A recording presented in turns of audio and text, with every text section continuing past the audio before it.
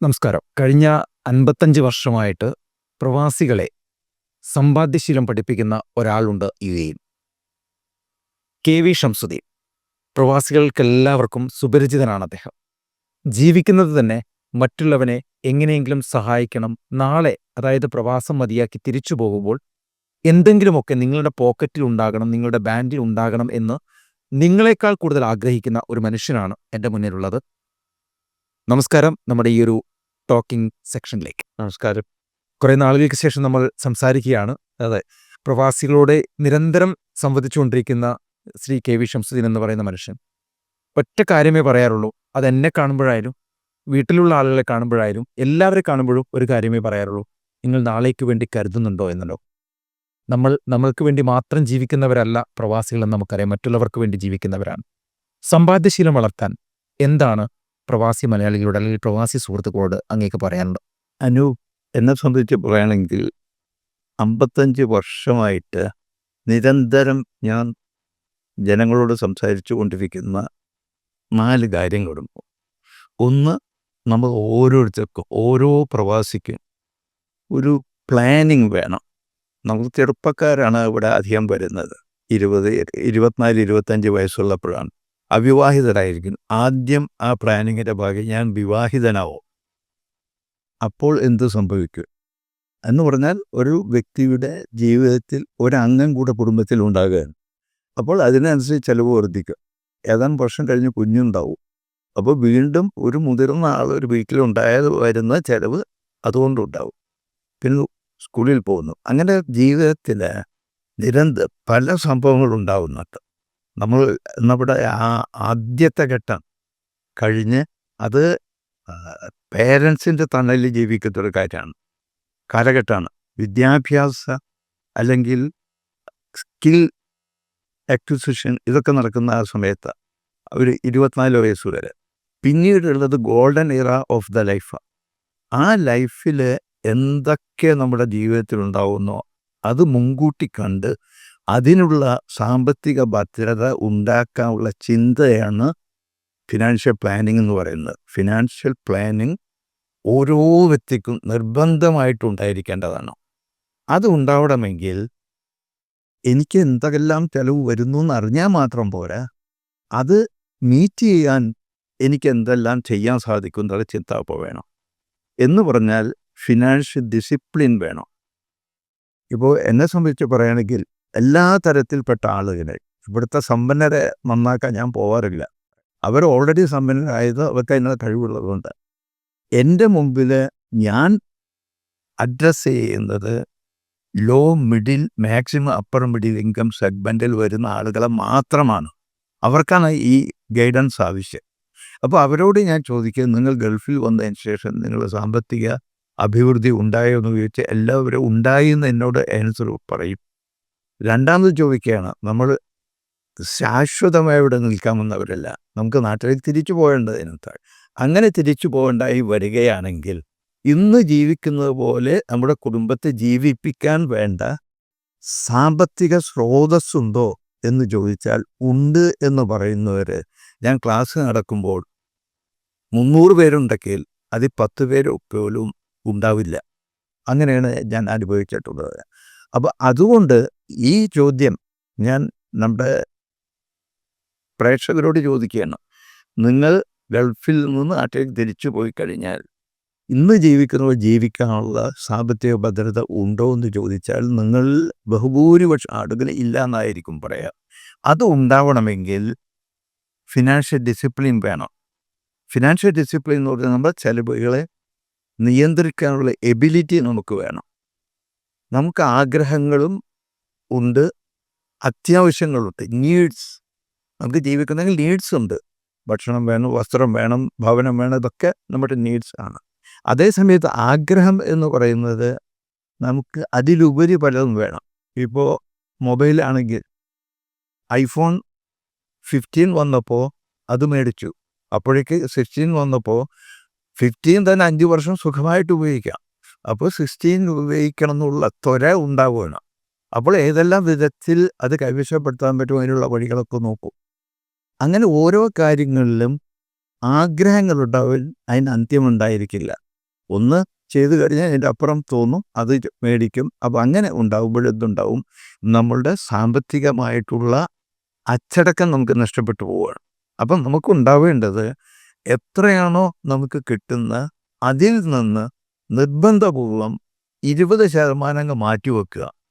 20% മാറ്റിവെച്ചിട്ട് തീരുമാനിക്കുക, 5000 തരം ശമ്പളം മേടിക്കുന്ന ആളാണെങ്കിൽ 1000 മാറ്റിവെച്ചാൽ 20% 4000 കൊണ്ട് ജീവിക്കാൻ നമ്മൾ സന്നദ്ധരാവുക.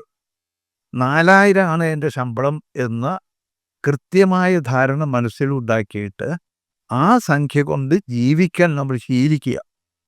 വിവാഹിതരാണെങ്കിൽ ഭാര്യയോടുകൂടെ ഈ വിഷയം സംസാരിച്ച് നമ്മൾ അതിനുള്ള സംവിധാനം, അച്ചടക്കം ഉണ്ടാക്കി തീർക്കണം.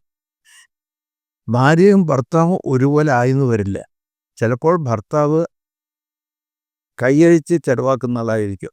അങ്ങനെയാണെങ്കിൽ ഭാര്യ ഭർത്താവിൻ്റെ കൈ പിടിച്ച് നിയന്ത്രിക്കാനുള്ള എബിലിറ്റി ഭാര്യയ്ക്ക് ഉണ്ടാവണം.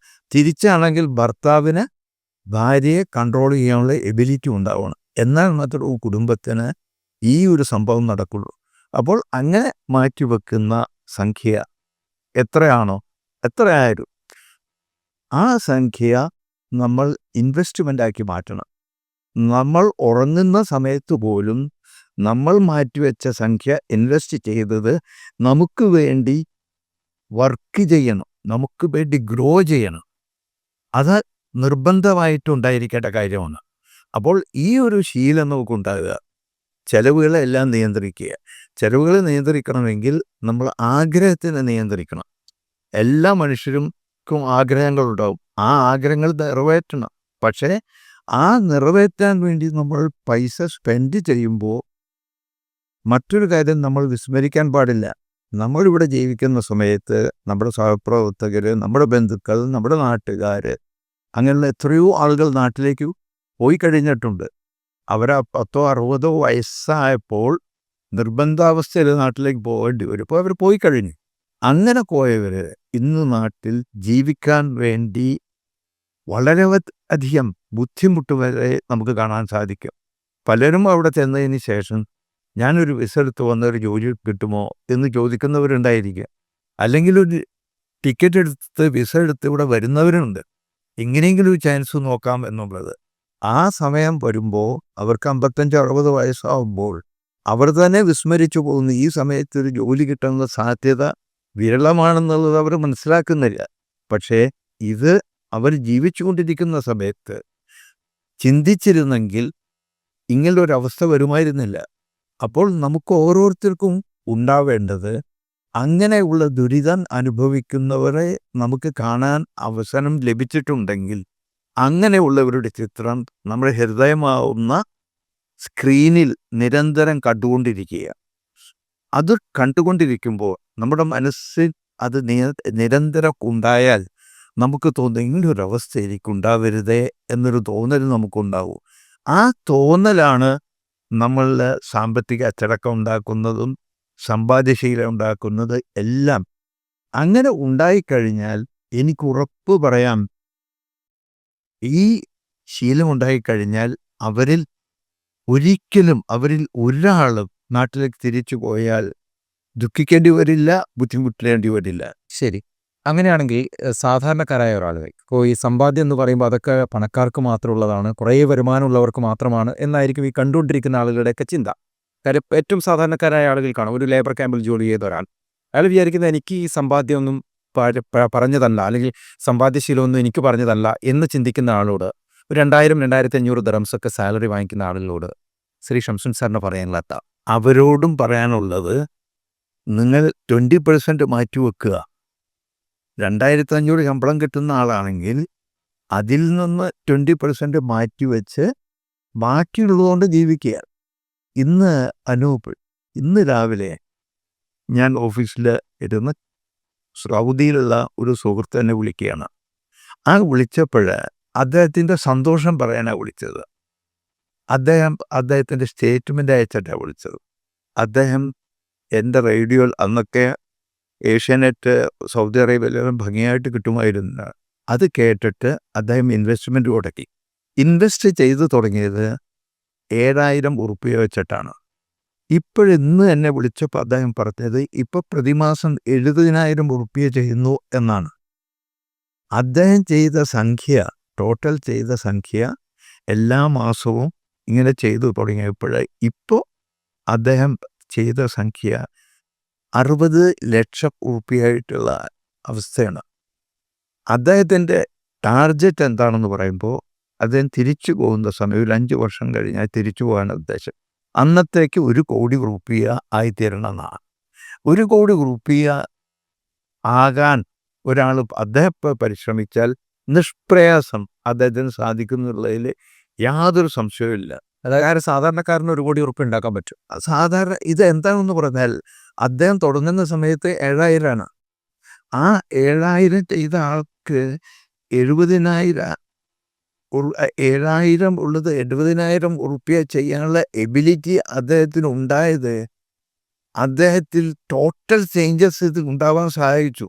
അദ്ദേഹം ഒരു സ്ഥാപനത്തിന് ജോലി ചെയ്യുമ്പോൾ അദ്ദേഹത്തിൻ്റെ കഴിവുകളെ കൂടുതൽ പരിപോഷിപ്പിച്ച് ആ സ്ഥാപനത്തിൽ ഇദ്ദേഹത്തിന് ഒരു സ്ഥാനമുണ്ടാക്കി, അദ്ദേഹത്തിന് മുമ്പ് കിട്ടിയിരുന്ന ശമ്പളത്തിൽ വർധനവുണ്ടാക്കി, അദ്ദേഹത്തിന് അത്രയും സംഖ്യ മാറ്റിവെക്കാനുള്ള എബിലിറ്റി ഉണ്ടാക്കി തീർത്തു അദ്ദേഹം. അതിൻ്റെ ഫലമായിട്ടാണ് ഇതായിട്ടുള്ളത്. എൻ്റെ മൊബൈൽ ഫോണാണ് ഞാൻ അനൂപിന് കാണിച്ചത്. ബെനിഫിഷ്യറി എന്ന് പേരോടുകൂടി ചേർന്നിട്ടുള്ള കുറേ ആളുകളെ കാണാം. ഇതെല്ലാം അവരുടെ ജീവിതത്തിൽ ഉണ്ടായിട്ടുള്ള ടോട്ടൽ ചേഞ്ചസ് ഉണ്ടായവർ എന്നെ വിളിക്കുമ്പോൾ ഞാൻ അവരെ ബെനിഫിഷ്യറി എന്ന് ഇട്ട് അവിടെ ഒരു മാർക്ക് പേരിനോടൊപ്പം. അങ്ങനെയുള്ള എത്രയോ ആളുകളുണ്ട്. അറബി വീട്ടിൽ തബാഹ് കുക്കായിട്ട് ജോലി ചെയ്യുന്ന ആൾ ഇപ്പോൾ ജോലി ചെയ്യുന്നത് ഡ്രൈവറായിട്ടാണ്. അദ്ദേഹം ഒരു ബഷീർ. അദ്ദേഹം മുമ്പൊരിക്കൽ എന്നെ വിളിച്ചിട്ട് പറഞ്ഞു, എന്തെങ്കിലും ഒരു 40 ലക്ഷം ഉറുപ്പിക ആയാൽ ഞാൻ നാട്ടിലേക്ക് തിരിച്ചു പോകും. അങ്ങനെ ഓരോ സമയത്ത് വിളിക്കുമ്പോൾ ടാർജറ്റ് ഇങ്ങനെ മുകളിലേക്ക് പോകും. ഇപ്പോൾ 1,45,00,000 രൂപയാണ് അദ്ദേഹത്തിൻ്റെ കയ്യിലുള്ളത്. അദ്ദേഹത്തിന് ഇത്രയും ആക്കാൻ സാധിക്കുമെന്ന് ഒരാളും വിശ്വസിക്കില്ല. മാത്രമല്ല അദ്ദേഹം ഒരു 10 സെൻറ്റ് ഭൂമിയും കൂടെ മേടിച്ചു വീടിനോട് ചേർന്നിട്ട്. അത് എന്തിനാണെന്ന് പറഞ്ഞാൽ ഞാൻ എപ്പോഴും പറയാറുണ്ട്, നിങ്ങൾക്ക് ആവശ്യമുള്ള പച്ചക്കറികൾ, കായ്കനികൾ ഇത് നമ്മുടെ വീട്ടിലുണ്ടാവണം. അത് ഉണ്ടാക്കാൻ നമ്മൾ മലയാളി ശ്രമിച്ചാൽ സാധിക്കും. ഒന്നും തന്നെ പുറത്തുനിന്ന് വില കൊടുത്ത് മേടിക്കേണ്ടതില്ല. അതിനും എനിക്ക് ഉദാഹരണമുണ്ട്. വയനാട്ടിലുള്ള ഒരു വ്യക്തി എന്നെ വിളിച്ചിട്ട് പറയുന്നു, സാറേ ഞാൻ കണ്ടിട്ടേ ഇല്ല, കേട്ടിട്ടേ ഉള്ളൂ. ആ കേട്ടതിൻ്റെ ഫലമായി പറഞ്ഞത് മുഴുവൻ അനുസരിച്ച് ജീവിച്ചു.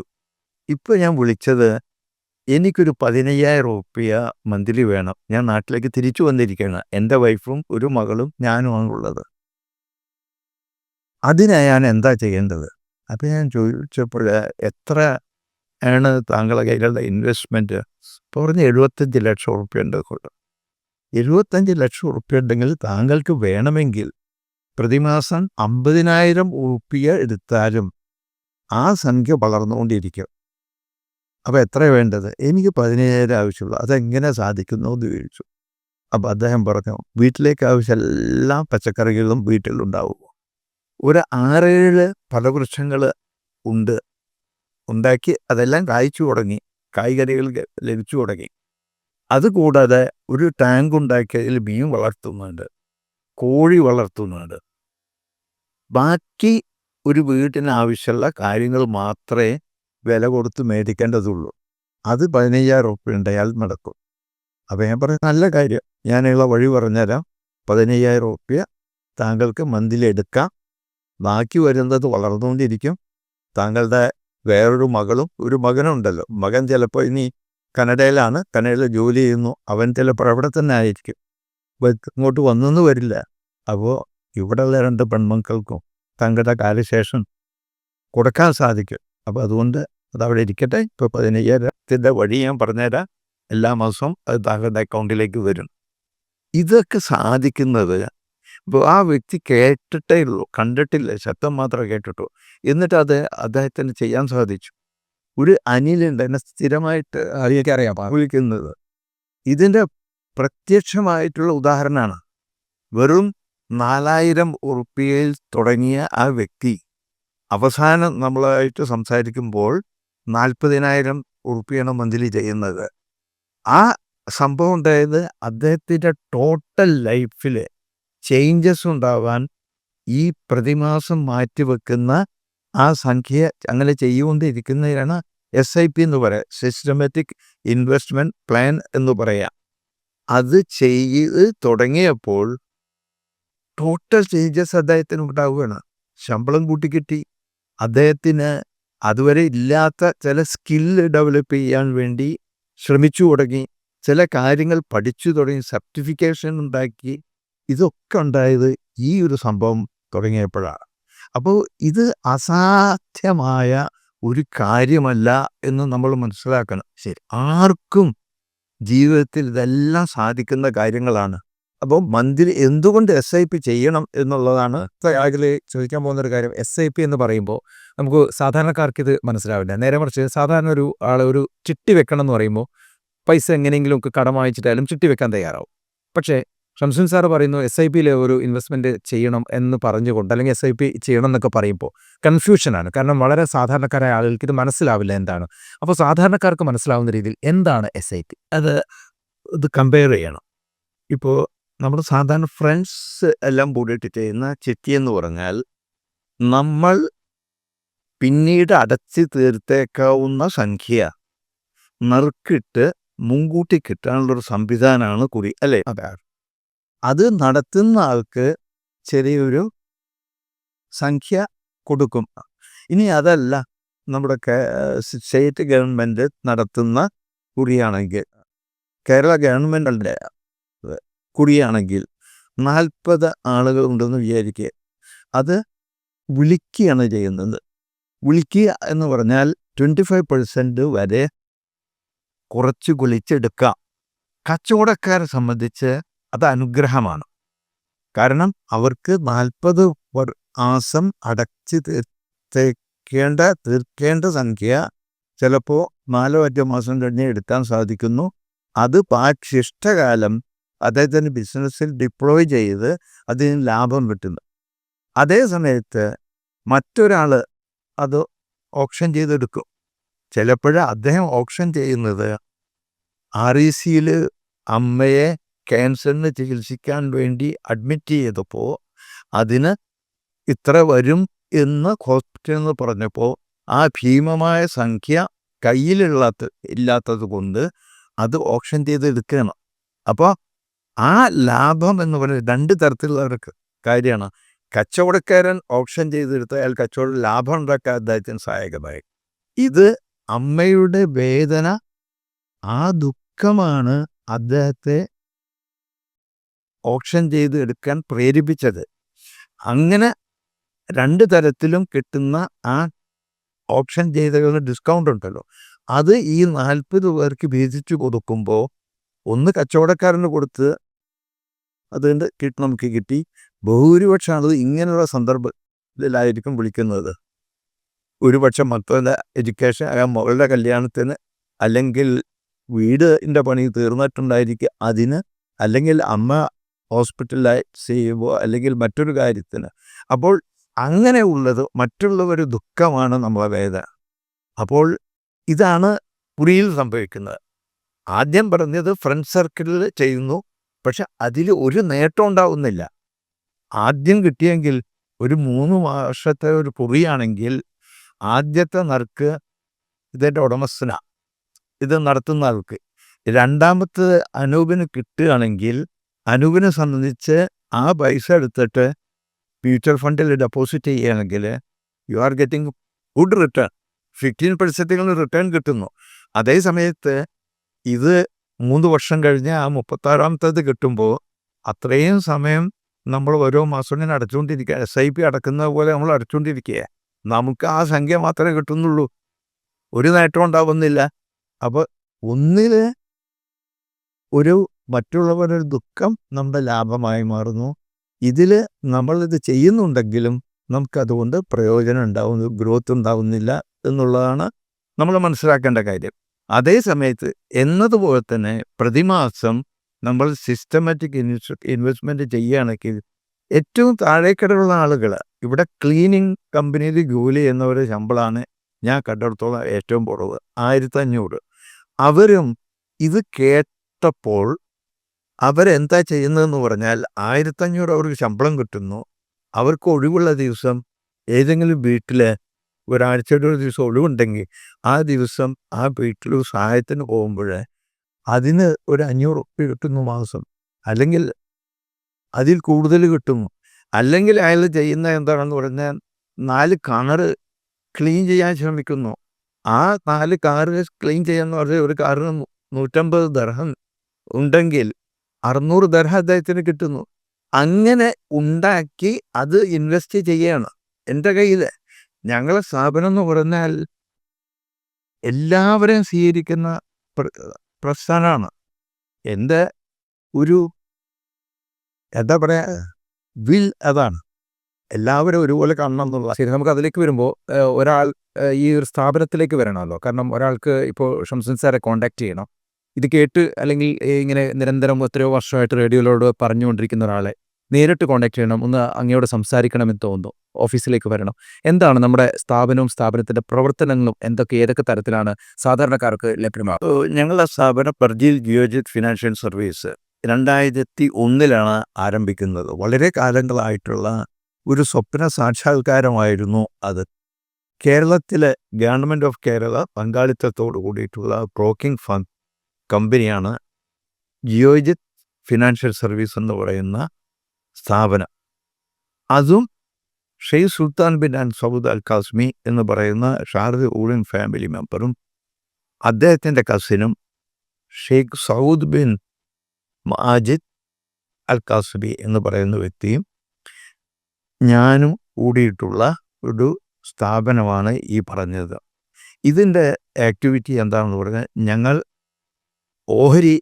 ഇന്ത്യൻ ഓഹരികൾ ഇൻവെസ്റ്റ് ചെയ്യാനുള്ള സഹായങ്ങൾ ചെയ്തു കൊടുക്കുന്നു, മ്യൂച്വൽ ഫണ്ടിൽ ചെയ്യാനുള്ള സഹായങ്ങൾ ചെയ്തു കൊടുക്കുന്നു, അതുപോലെ തന്നെ യൂണിറ്റ് ലിങ്ക്ഡ് ഇൻഷുറൻസ് പ്ലാനിൽ ചെയ്യാനുള്ള സഹായങ്ങൾ ചെയ്യുന്നുണ്ട്.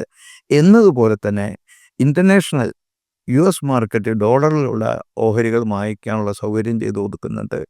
എന്നതുപോലെ ഡോളറിലുള്ള മ്യൂച്വൽ ഫണ്ടിൽ ഇൻവെസ്റ്റ് ചെയ്യാനും സൗകര്യം ചെയ്തു കൊടുക്കുന്നു. അതിനും പുറമെ ഞങ്ങൾ കമ്പനി രജിസ്റ്റർ ചെയ്തിട്ടുള്ളത് സെക്യൂരിറ്റീസ് ആൻഡ് കമ്മോഡിറ്റീസ് അതോറിറ്റി UAEയുടെ സെബിക്ക് തുല്യമായിട്ടുള്ള സ്ഥാപനമാണ്. അതിൻ്റെ ലൈസൻസോട് കൂടിയാണ് ഞങ്ങൾ പ്രവർത്തിക്കുന്നത്. അതിനു പുറമെ ഇപ്പോൾ ഞങ്ങൾക്ക് പുതിയ ഒരു പെർമിഷൻ കിട്ടിയിട്ടുള്ളത്, ലൈസൻസ് കിട്ടിയിട്ടുള്ളത്, ഇപ്പം നമ്മൾ പറയുന്ന മ്യൂച്വൽ ഫണ്ടുകൾ പോലെ ഡോളറിൽ UAEയിൽ തന്നെ മ്യൂച്വൽ ഫണ്ട് തുടങ്ങാനുള്ള പെർമിഷൻ ഞങ്ങൾക്ക് കിട്ടിയിരിക്കുകയാണ്. അപ്പോൾ UAEയിൽ മാത്രമല്ല GCC കൺട്രീസിലുള്ള ആളുകൾക്ക് മ്യൂച്വൽ ഫണ്ടിൽ ഡോളറിൽ ഇൻവെസ്റ്റ് ചെയ്യാനുള്ള സൗകര്യവും ഞങ്ങൾ ചെയ്തു കൊടുക്കുന്നു. അപ്പോൾ ഓഹരിയിൽ ഇൻവെസ്റ്റ് ചെയ്യാനാണെങ്കിൽ, മ്യൂച്വൽ ഫണ്ടിൽ ചെയ്യാനാണെങ്കിലും, അതുപോലെ ഡോളറിലുള്ള ഇൻവെസ്റ്റ്മെൻറ്റുകൾക്കാണെങ്കിൽ ഇതിനെല്ലാം ഞങ്ങളെ സമീപിച്ചാൽ ഞങ്ങൾ എല്ലാവിധ സഹായങ്ങളും ചെയ്യുന്നതാണ്. ഞങ്ങൾക്ക് ഷാർജ, ദുബായ്, അബുദാബി ഈ 3 സ്ഥലത്തും ബ്രാഞ്ചുകളുണ്ട്. Head office ദുബൈയിലാണ്. ഈ സ്ഥാപനമായിട്ട് ബന്ധപ്പെട്ടാൽ എല്ലാവിധ സഹായങ്ങളും ഞങ്ങൾ നൽകുന്നതാണ്. അതുപോലെ തന്നെ എൻ്റെ നമ്പർ തന്നെ ഞാൻ എല്ലാവർക്കും 32 വർഷമായിട്ട് കൊടുത്തുകൊണ്ടിരിക്കുന്നതാണ്. എന്നെ വിളിക്കുന്നതിന് യാതൊരു പ്രശ്നമില്ല, എന്നെ വിളിക്കാം. ആ നമ്പർ 05064678801 05064678801 അതാണ് എൻ്റെ നമ്പർ. ആ നമ്പറിൽ ആർക്ക് വേണമെങ്കിലും വിളിക്കുകയോ മെസ്സേജ് അയക്കുകയോ ചെയ്യാം. UAEക്ക് പുറത്തുള്ളവരാണെങ്കിൽ ബോട്ടിമിൽ എന്നെ വിളിച്ചാൽ കിട്ടും. അപ്പോൾ എല്ലാവർക്കും എൻ്റെ സഹായം എപ്പോഴും ഉണ്ടാകും. അതിൽ ഒരു വീഴ്ചയും വരുത്തില്ല. പക്ഷേ ഇത്രയും കാലം എല്ലാ മീഡിയയിൽ കൂടി നമ്പറുകൾ തന്നെ കൊടുക്കുന്നതായതുകൊണ്ട് ഈ നമ്പർ എപ്പോഴും ബിസി ആയിരിക്കും.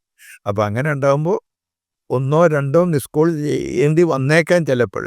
എന്തായാലും എൻ്റെ കയ്യിലൊരു നമ്പർ വന്നിട്ടുണ്ടെങ്കിൽ ചിലപ്പോൾ 2 ദിവസം 3 ദിവസം കഴിഞ്ഞിട്ടായിരിക്കും തിരിച്ച് വിളിക്കുന്നതിൽ യാതൊരു സംശയമില്ല. അല്ല, അതെനിക്ക് നേരിട്ട് എക്സ്പീരിയൻസ് ഉള്ള കുറേ കാര്യമാണ്. കാരണം കുറച്ച് കാലമായി ഞാൻ ഷംസുദ്ദീൻ സാറുമായിട്ട് ഈ ഒരു കണക്ഷൻ തുടങ്ങിയിട്ട് സംസാരിച്ച് തുടങ്ങിയിട്ട്. ഇനി നമ്മൾ ഈ സമ്പാദ്യശീലത്തോടൊപ്പം തന്നെ അങ്ങ് ചെയ്യുന്ന മറ്റൊരു പ്രവൃത്തിയാണ് പ്രവാസികൾക്ക് വേണ്ടി ശബ്ദമുയർത്തുക എന്നുള്ളത്. ഈ അടുത്തായി പ്രവാസി ബന്ധുവിടെ ചെയർമാൻ കൂടിയാണ് അങ്ങ്. ഈ നാട്ടിലേക്ക് മടങ്ങിപ്പോകുന്ന സ്കിൽഡ് ജോലിക്കാരെ എങ്ങനെ ഉപയോഗപ്പെടുത്തണമെന്ന് കേരളത്തിൻ്റെ മുഖ്യമന്ത്രിയോട് ഒരു കത്തിലൂടെ അങ്ങ് പറയുകയുണ്ടായി. എൻ്റെ ശ്രദ്ധയിൽപ്പെട്ടൊരു കാര്യമാണ്. എന്തിനാണ് ഈ പ്രവാസികൾക്ക് വേണ്ടി ഇങ്ങനെ ഒരു ഒറ്റയാനായിട്ട് ഇങ്ങനെ പ്രവർത്തിച്ചു കൊണ്ടേയിരിക്കുന്നത്? എന്താണ് താങ്കളുടെ അതിനുള്ള ഒരു ഇൻറ്റൻഷൻ എന്താണ്? എൻ്റെ പ്രിയപ്പെട്ട എഴുത്തുകാരനായിരുന്നു MP നാരായണപിള്ള. അദ്ദേഹം ബോംബെയിലായിരുന്നു അദ്ദേഹത്തിൻ്റെ ആസ്ഥാനം. ഞാൻ എപ്പോൾ പോകുമ്പോഴും ബോംബെ വഴിയല്ലേ അത് പണ്ടൊക്കെ പോകുന്നത്, അദ്ദേഹത്തിനെ കാണും. മണിക്കൂറുകളോളം അദ്ദേഹമായിട്ട് സംസാരിക്കും. ഈ സംസാരത്തിനിടയ്ക്ക് പ്രവാസികൾ നേരിടുന്ന പല പ്രശ്നങ്ങളും അദ്ദേഹത്തിനോട് സംസാരിക്കുമ്പോൾ ഞാൻ ഒരു കാര്യം പറയുന്നു, നത്തിങ് ഇമ്പോസിബിൾ. ഒരു ഗ്രാനൈറ്റ് ആണെങ്കിലും if you are hit one day it will break. So you keep on talk, keep on write, you will get a result എന്ന്. അങ്ങനെ എൻ്റെ ഇത്രയും കാലത്തെ ജീവിതത്തിലിടയ്ക്ക്, ഈ 55 വർഷത്തിലിടയ്ക്ക് നിരവധി കാര്യങ്ങൾ മുട്ടുവിൻ തുറക്കപ്പെടും എന്നുള്ള ആ തത്വം വെച്ചുകൊണ്ട് നിരന്തരം ശ്രമിച്ചപ്പോൾ നേടിയെടുത്തിട്ടുണ്ട്. അത് എണ്ണി പറയണമെങ്കിൽ NRI അക്കൗണ്ടിനാണ്. ഒരു സമയത്ത് NRIകളായിട്ടുള്ള ആളുകൾ പൈസ പുറത്ത് UAEക്ക് പുറത്തൊക്കെ ഇൻവെസ്റ്റ് ചെയ്യുമ്പോൾ 24% ഇൻട്രസ്റ്റ് കിട്ടിയിരുന്ന സമയത്ത് ഇന്ത്യയിൽ 8% കിട്ടിയിട്ടുള്ളൂ. അന്ന് ഇന്ത്യക്ക് ഫോറിൻ കറൻസിക്ക് അക്യൂട്ട് ഷോർട്ടേജ് ഉള്ള സമയമാണ്. 80ലാണ് ഞാൻ പറയേക്കും. അപ്പോൾ അന്ന് ആവശ്യപ്പെട്ടത് ഞങ്ങളുടെ പൈസയ്ക്കും അന്തർദേശീയ നിലവാരത്തിലുള്ള ഇൻട്രസ്റ്റ് റേറ്റ് തരണം എന്ന് പറഞ്ഞുകൊണ്ട് റെപ്രസെൻറ്റേഷൻ കൊടുക്കുകയാണ് ചെയ്യുന്നത്. ആ റെപ്രസെൻറ്റേഷൻ കൊടുത്ത് അതിൻ്റെ കോപ്പി എല്ലാ നാട്ടിൽ പോകുന്ന എല്ലാവരുടെ കയ്യിലും കൊടുത്തു. ഈ കത്ത് നിങ്ങളൊന്ന് പോസ്റ്റ് ചെയ്യണമെന്ന് പറഞ്ഞിട്ട് അതിൽ പാർലമെൻറ്റ് മെമ്പർമാരുടെ അഡ്രസ്സ് വെച്ചുകൊണ്ട് നമ്മുടെ സുഹൃത്തുക്കൾ നാട്ടിൽ പോസ്റ്റ് ചെയ്യും. ഈ നമ്മളെ പ്രധാനപ്പെട്ട ശക്തിയുക്തം കാര്യങ്ങൾ സംസാരിക്കുന്ന എല്ലാ പാർലമെൻറ്റ് മെമ്പർമാരും പാർലമെൻറ്റിൽ ഇത് ശബ്ദമുണ്ടാക്കി നെക്സ്റ്റ് ഇയറിൽ നമുക്ക് 13% NRI കൊണ്ട് ഇൻട്രസ്റ്റ് കൊടുക്കണം എന്ന തീരുമാനം ഉണ്ടായി. മറ്റൊരു കാര്യം, ഓഹരിയിൽ IPO പ്രാഥമിക ഇഷ്യൂ വരുന്ന സമയത്ത് ഞാൻ 76 ഏപ്രിൽ 17-ാം തീയതി കെൽട്രോൺ കോംപ്ലക്സിന് ഒരു അപ്ലിക്കേഷൻ കൊടുത്ത് അത് തിരിച്ച് അവർ അലോട്ട്മെൻറ്റൊക്കെ ചെയ്തു. പിന്നെ ഷെയർ സർട്ടിഫിക്കറ്റ് വരാതിരുപ്പോൾ എന്തുകൊണ്ടെന്ന് ചോദിച്ചപ്പോൾ NRIകൾക്ക് IPOയിൽ ഇൻവെസ്റ്റ് ചെയ്യാൻ പെർമിഷനില്ല, റെസിഡൻറ്റ് ഇന്ത്യൻസിൽ മാത്രമേ സാധിക്കൂ എന്ന് പറഞ്ഞു. അത് പറഞ്ഞു കഴിഞ്ഞപ്പോൾ പിന്നീട് അതിന് വേണ്ടിയിട്ട് യുദ്ധം ചെയ്തു തുടങ്ങി. നിരന്തരം ഗവൺമെൻറ് ആവശ്യപ്പെടുകയും ഈ പ്രോസസ്സ് നേരത്തെ പറഞ്ഞ കാര്യങ്ങൾ മുഴുവൻ ചെയ്യുകയും ചെയ്തു. പ്രണാബ് മുഖർജി അന്ന് ഫിനാൻസ് മിനിസ്റ്ററാണ്. അദ്ദേഹം നെക്സ്റ്റ് ഇയറിലെ ബഡ്ജറ്റിൽ NRIകൾക്ക് IPOയിൽ ഇൻവെസ്റ്റ് ചെയ്യാൻ പെർമിഷനും അതോടൊപ്പം തന്നെ 40% പ്രിഫറൻഷ്യൽ അലോട്ട്മെൻറ്റും തരാമെന്നുള്ള തീരുമാനമെടുത്തു. എന്നതുപോലെ തന്നെ ഗോൾഡിൻ്റെ കാര്യം 1967 നമ്മുടെ കസ്റ്റംസ് റൂള് വന്നത്. ആ സമയത്ത് പുരുഷന്മാർക്ക് 10,000 ഉറുപ്പികയുടെ ഗോൾഡും സ്ത്രീകൾക്ക് 20,000 ഉറുപ്പികയുടെ ഗോൾഡുമാണ് കൊണ്ടുപോകാനുള്ളത്. അന്ന് ഉണ്ടായിരുന്നത്, ഞാൻ ഇതിനു വേണ്ടിയിട്ട് അത് ഉയർത്തണമെന്ന് ആവശ്യപ്പെട്ടുകൊണ്ടിരിക്കുന്ന സമയത്ത് ഒരു മംഗല്യസൂത്രത്തിന് പോലും വാങ്ങിക്കാൻ സാധിക്കില്ല ഈ എമൗണ്ടോട്. അതുകൊണ്ട് ഇത് കാലോചിതമായിട്ട് എമൗണ്ട് പറയാതെ വോള്യമായി കാണണം. അപ്പോഴേ സ്വർണത്തിന് വില കൂടുന്നതിനനുസരിച്ച് വോള്യത്തിനനുസരിച്ച് കൂടുതൽ കൊണ്ടുപോകാൻ സാധിക്കുന്ന അവസ്ഥ വരും. അതിന് പറഞ്ഞത് ഈ 10,000 എന്ന് പറയുന്നതിന് പകരം ഇത്ര ഗ്രാം ഗോൾഡ് കൊണ്ടുപോവാം, പുരുഷന്മാർക്ക് ഇത്ര, സ്ത്രീകൾക്ക് ഇത്ര കൊണ്ടുപോവാം എന്ന് പറയണമെന്ന് ആവശ്യപ്പെട്ടു. പക്ഷെ അത് പറയാതെ അതുകൊണ്ട് ഉണ്ടായൊരു അനുഭവം എന്ന് പറഞ്ഞാൽ പുരുഷന്മാർക്ക് 50,000 ഉറുപ്പിക വിലയുള്ള സ്വർണവും സ്ത്രീകൾക്ക് 1,00,000 വിലയുള്ള സ്വർണവും കൊണ്ടുപോകാം എന്ന് വന്നു. എന്നാൽ തന്നെ 10,000 20,000 ഉള്ളതാണ് 50,000 1,00,000 മാറിയത്. ഇനി മറ്റൊരു കാര്യം പറഞ്ഞാൽ ആധാർ നാട്ടിൽ ആധാർ വന്നപ്പോൾ എല്ലാ കാര്യങ്ങൾക്കും ആധാർ വേണം. ഒരു വസ്തു കൈകാര്യം ചെയ്യണമെങ്കിൽ വേണം, ഒരു മൊബൈൽ ഫോൺ വേണമെങ്കിൽ വേണം. പക്ഷെ NRIക്ക് ആധാർ എടുക്കാൻ പാടില്ല എന്നുള്ള നിയമവും. അപ്പം അതുകൊണ്ട് ഇങ്ങനൊരു സാഹചര്യം ഉള്ളതുകൊണ്ട് എല്ലാ കാര്യങ്ങളും ഞങ്ങളോട് ആധാർ ചോദിക്കുന്നത് കൊണ്ട് ഞങ്ങൾക്കും ആധാർ വേണമെന്ന് പറഞ്ഞുകൊണ്ട് നിരന്തരം ആവശ്യപ്പെട്ട് അവസാനം ആധാറും കിട്ടി. ഇങ്ങനെ നിരവധി കാര്യങ്ങൾ. ഇപ്പം ഏറ്റവും ഒടുവിൽ മുഖ്യമന്ത്രിയോട് പറഞ്ഞു. അതെ, പറഞ്ഞതിലേക്ക് വരാം. ഇന്ന് കേരളത്തിൽ നമ്മൾ നേരിടുന്ന ഏറ്റവും വലിയ പ്രശ്നം, ഒരു ഇലക്ട്രീഷ്യൻ ആവശ്യം വന്നു കഴിഞ്ഞാൽ ഒരാളെ വിളിച്ചാൽ ഞാൻ ബിസിയാണ്, 2 ദിവസം കഴിഞ്ഞിട്ട് വരാം. അപ്പോഴേക്ക് കറണ്ട് ഉണ്ടാവില്ല, അതും നമ്മൾ സഹിക്കണം. ഒരു പ്ലംബർ ആവശ്യം വരികയാണ്, നമ്മൾ പമ്പ് വർക്ക് ചെയ്യുന്നില്ല, അപ്പോഴും ഇത് തന്നെ, ആളെ കിട്ടാനില്ല എന്നുള്ള അവസ്ഥ. ഒരു AC, ഇന്ന് AC ഒരു ലക്ഷറി അല്ല. രാത്രി നല്ല ചൂട്, AC ഇല്ലാതിരിക്കുമ്പോൾ അത് വർക്ക് ചെയ്യാതിരിക്കുമ്പോൾ ആൾ വേണം. ഇതാണ് ആളില്ല എന്നുള്ള, സ്കിൽഡ് വർക്കേഴ്സ് ഇല്ല. അതേ സമയത്ത് ധാരാളം പ്രവാസികൾ നാട്ടിലേക്ക് തിരിച്ചു വന്നിട്ടുണ്ട്. അന്തർദേശീയ നിലവാരത്തിലുള്ള കമ്പനികളിൽ ജോലി ചെയ്ത് എല്ലാ സ്കിൽഡ് വർക്കേഴ്സും സുപ്പീരിയർ ക്വാളിറ്റി ഉള്ളവരാണ് നമ്മുടെ പ്രവാസി സുഹൃത്തുക്കൾ തിരിച്ചുപോയവർ. അവരെ ഉപയോഗപ്പെടുത്താൻ ഒരു ശ്രമം നടത്തി കഴിഞ്ഞാൽ, ഇപ്പം നമുക്ക് നേരത്തെ പറഞ്ഞല്ലോ, പലരും സേവിങ്സ് ഒന്നും ചെയ്യാത്തത് കൊണ്ട് നാട്ടിൽ പോയി ജീവിക്കാൻ ബുദ്ധിമുട്ടുന്നവരാണ്. അതെങ്കിലും സംവിധാനം ഉണ്ടാക്കി കഴിഞ്ഞാൽ, ഒരു മൊബൈൽ ആപ്പ് ഉണ്ടായിരിക്കുക, അതിൽ ഇങ്ങനെയുള്ള തൊഴിലാളികൾ മുഴുവൻ അതിൽ രജിസ്റ്റർ ചെയ്യുക. ആ മൊബൈൽ ആപ്പ് നമ്മുടെ കയ്യിലുണ്ടാവുക. ഇപ്പോൾ നൂണിൽ കൂടെയും ഫ്രഷ് ഹോമിൽ കൂടെയും ആമസോണിൽ കൂടെയൊക്കെ സാധനങ്ങൾ ബുക്ക് ചെയ്യുന്നുണ്ടല്ലോ നമ്മൾ. എന്നതുപോലെ നമുക്ക് ഇങ്ങനെ ഒരു ഇലക്ട്രീഷ്യൻ ആവശ്യമുണ്ടെങ്കിൽ, അല്ലെങ്കിൽ ഒരു AC മെക്കാനിക്കിന് ആവശ്യമുണ്ടെങ്കിൽ, ആ സൈറ്റിൽ പോയി നമുക്ക് വേണമെന്ന് പറഞ്ഞാൽ ഉടനെ അവർക്ക് ആ മെസ്സേജ് കിട്ടുന്നു. ആ മെസ്സേജ് കിട്ടിക്കഴിഞ്ഞാൽ നമ്മളുടെ വീട് എവിടെയാണോ അതിൻ്റെ ഏറ്റവും ക്ലോസ് ആയിട്ടുള്ള, അതിൽ രജിസ്റ്റർ ചെയ്തിട്ട് ആൾക്ക് മെസ്സേജ് എത്തുന്നു. അയാൾ തിരിച്ചു വിളിക്കുന്നു, ഞാനിത് ഇത്ര മിനിറ്റോടെ എത്തും. ഇപ്പോൾ കാറ് ഊബർ ബുക്ക് ചെയ്താൽ ഊബർ ഇങ്ങനെ വരുന്നത് നമുക്ക് കാണാം, എന്നപോലെ ആൾ വരുന്നത് നമുക്ക് കാണാൻ സാധിക്കും. അങ്ങനെ ഒരു സംവിധാനം നമ്മൾ ഉണ്ടാക്കിയ, അങ്ങനെ വന്നു കഴിഞ്ഞാൽ അവർ വിദേശത്ത് ജോലി ചെയ്ത ആളുകളായതുകൊണ്ട് ആ തൊഴിൽ സംസ്കാരം അവർക്കുണ്ട്. ഇത്ര സമയം കൊണ്ട് ജോലി ചെയ്യുക, ചെയ്യുന്ന ജോലി ഭംഗിയിൽ ചെയ്യുക, കൃത്യനിഷ്ഠയോടുകൂടി ചെയ്യുക. അങ്ങനൊരു സിസ്റ്റം അങ്ങ് ഉണ്ടാക്കി കഴിഞ്ഞാൽ തിരിച്ചു വന്ന എല്ലാ പ്രവാസികൾക്കും ഒരുപക്ഷെ അവരിവിടെ ജോലി ചെയ്തപ്പോൾ, ഗൾഫിൽ ജോലി ചെയ്തപ്പോൾ കിട്ടിയതിനേക്കാൾ കൂടുതൽ ഇൻകം ഉണ്ടാവുന്ന ഒരു സാഹചര്യം നമ്മുടെ നാട്ടിൽ ഉണ്ടാക്കാം. അതുമാത്രമല്ല, നാട്ടിൽ കയ്യിൽ അഴുക്ക് പുരളാത്ത ജോലി, ഭാരമുള്ള ജോലി, ഇതൊന്നും ചെയ്യില്ല എന്നുള്ള ദൃഢ നിശ്ചയത്തോടുകൂടി ജീവിക്കുന്നവരാണെന്ന് കേരളത്തിലെ യങ്സ്റ്റേഴ്സ്.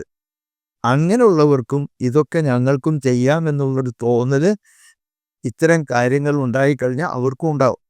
അപ്പോൾ തൊഴിലിൻ്റെ മഹാത്മ്യം നമ്മുടെ കേരളത്തിലെ ചെറുപ്പക്കാരും മനസ്സിലാക്കുന്ന ഒരു സാഹചര്യം ഉണ്ടാവും. അവർ യൂറോപ്പിലും മറ്റു സ്ഥലങ്ങളും പഠിക്കാൻ പോയി കഴിഞ്ഞാൽ ഇതെല്ലാം മാറ്റി അഴിച്ചു വെച്ചിട്ട് അവിടെ ചെന്ന് കഴിഞ്ഞാൽ അവർക്ക് ജീവിക്കണമെങ്കിൽ ഒരു അഡീഷണൽ ഇൻകം വേണമെങ്കിൽ എന്തും ചെയ്തേ പറ്റൂ എന്നവർക്ക് ബോധ്യപ്പെടുക അവർ ചെയ്യുകയും ചെയ്യുന്നുണ്ട്. പക്ഷെ അതേ ആളുകൾ കേരളത്തിൽ ചെയ്യില്ല. പക്ഷെ ഈ മാതൃക നമുക്കുണ്ടായിക്കഴിഞ്ഞാൽ നമുക്ക് 2 കാര്യമാണ്. ഒന്ന്, തിരിച്ചു വന്ന പ്രവാസികളെ നമ്മുടെ എക്കോണമിയുടെ ഡെവലപ്മെൻറ്റിനും തൊഴിൽ സംസ്കാരം ഇംപ്രൂവ് ചെയ്യാനും ഒരു കൃത്യമായിട്ടുള്ള വരുമാനം അവർക്ക് ലഭ്യമാക്കാനും അത് സഹായകമായി തീരും. എന്നതിനൊപ്പം തന്നെ ഇപ്പോൾ ഇത് ചെയ്ത് കഴിഞ്ഞപ്പോൾ എനിക്ക് നല്ല സപ്പോർട്ടാണ് കിട്ടിയത്. ഇപ്പം ഞാൻ മറ്റൊരു സുദീർഘമായിട്ടുള്ളത് കേന്ദ്ര ഗവൺമെൻറ്റിനെ അയക്കുകയാണ്. എല്ലാ സ്റ്റേറ്റുകളിലും എവിടെയൊക്കെ പ്രവാസി സമൂഹമുണ്ടോ അവിടെ എല്ലാം ഇത് തുടങ്ങണം എന്നുള്ള, ഈ സംവിധാനം ചെയ്യണമെന്നുള്ള നിർദ്ദേശമാണ് അതിൽ വെക്കുന്നത്. ഇപ്പോൾ ഒരു ഉദാഹരണം പറഞ്ഞാൽ, 15 വർഷം മുമ്പ് ബാംഗ്ലൂർ എൻ്റെ മക്കളെ അവിടെ പഠിക്കുന്ന സമയത്ത് എനിക്കൊരു അപ്പാർട്ട്മെൻ്റ് ഉണ്ടായി. അവിടെ താമസിക്കുമ്പോൾ ചെറിയ ഒരു കാര്യങ്ങൾക്ക് പോലും ഒരാളെയും കിട്ടില്ല. നമ്മൾ കേരളത്തിൽ ഇതേ അവസ്ഥയാണ്. ഇപ്പോൾ അത് മാറി ഈ പറഞ്ഞ സംവിധാനം ഉണ്ട്, ബാംഗ്ലൂരുണ്ട്, ഒരുപക്ഷെ മറ്റുള്ള സിറ്റിയിലും ഉണ്ടായിരിക്കും. അപ്പോൾ അത് വന്നു കഴിഞ്ഞാൽ ധാരാളം ആൾക്ക് തൊഴിലവസരങ്ങൾ ഉണ്ടാകുന്നു, എന്നതുപോലെ നല്ല തൊഴിൽ സംസ്കാരം ഉണ്ടാകുന്നു. മാത്രമല്ല ഇനി ഉണ്ടാവാൻ പോകുന്നത് വൃദ്ധന്മാരുടെ ഒരു യുഗം ഉണ്ടാകുകയാണ് ഇപ്പോൾ പല നാടുകളിലും.